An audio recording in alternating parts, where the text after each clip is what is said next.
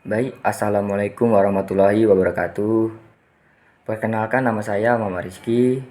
Di sini saya ingin mengerjakan tugas mata kuliah Teknik Identifikasi Kebutuhan Masyarakat. Di sini saya ingin mengambil topik atau materi tentang strategi, metode, dan teknik identifikasi kebutuhan belajar. Yang pertama itu strategi. Strategi identifikasi kebutuhan belajar adalah proses untuk menentukan apa yang harus dipelajari oleh individu atau kelompok agar dapat mencapai tujuan pembelajaran. Berikut ada beberapa strategi identifikasi kebutuhan belajar. Yang pertama itu analisis tujuan pembelajaran. Dalam mengidentifikasi kebutuhan belajar, tentunya diperlukan langkah utama yaitu dengan memahami tujuan pembelajaran yang ingin dicapai. Yang kedua itu evaluasi awal. Ini dilakukan dengan cara mengidentifikasi pengetahuan, keterampilan, dan sikap yang dimiliki oleh peserta didik terkait dengan materi pembelajaran.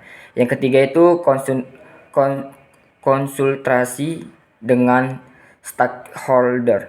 Dilakukan dengan melibatkan berbagai pihak terkait seperti siswa, orang tua, guru, dan pakar bidang untuk mendapatkan sudut pandang kebutuhan belajar bagi peserta didik. Yang keempat itu analisis gap.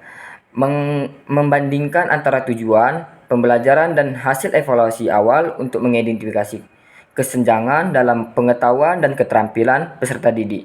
Yang kelima itu prioritas kebutuhan. Menentukan kebutuhan belajar yang paling penting dan relevan untuk diprioritaskan dalam pembelajaran.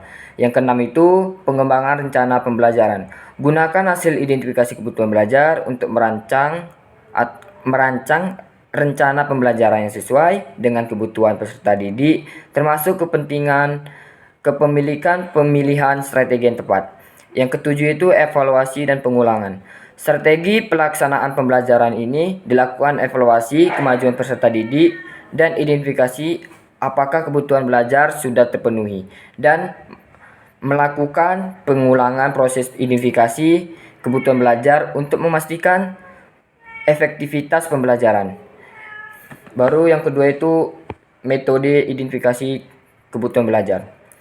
Metode identifikasi kebutuhan belajar adalah proses yang penting untuk menentukan kebutuhan belajar individu atau kelompok. Berikut ada beberapa metode yang dapat digunakan untuk mengidentifikasi kebutuhan belajar. Yang pertama itu observasi. Mengamati individu atau kelompok saat mereka belajar atau melakukan tugas tertentu agar dapat memberi wawasan tentang kebutuhan mereka. Yang kedua itu wawancara. Melakukan wawancara dengan identifikasi atau kelompok untuk mendengarkan langsung apa yang dibutuhkan, diharapkan, dan dialami selama proses belajar. Yang ketiga itu kuesioner atau survei. Mengumpulkan data tentang preferensi belajar, tingkat pemahaman, dan kebutuhan individu atau kelompok. Yang keempat itu evaluasi hasil belajar.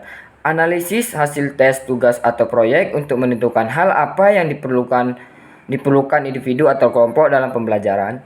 Yang kelima itu diskusi kelompok. Berdiskusi dengan kelompok yang sama atau sejenis untuk mendengar pandangan dan pengalaman mereka dalam hal belajar. Yang keenam itu penggunaan teknologi.